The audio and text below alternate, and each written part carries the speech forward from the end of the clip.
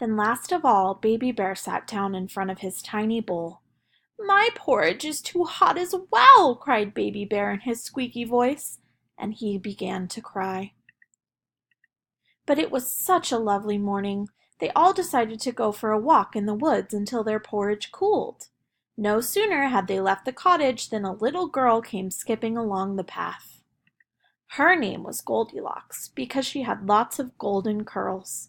All of a sudden, through a clearing in the trees, she spied the bear's cottage. "I wonder who lives in here," she cried. "I think I'll take a look inside."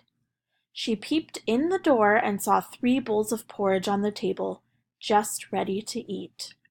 Goldilocks was so hungry, so she decided to try some.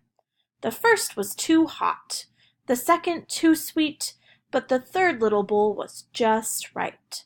Goldilocks gobbled the lot. "That porridge was lovely," said Goldilocks. "I think I'll take a look around." So she tiptoed into the next room. First she found Father Bear's great big chair, but it was too high for her to reach. Next she found Mother Bear's middle-sized chair, but it was too soft to sit in.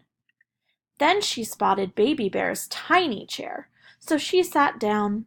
Suddenly there was a loud crack, and the chair broke. Poor Goldilocks fell with a thump onto the floor.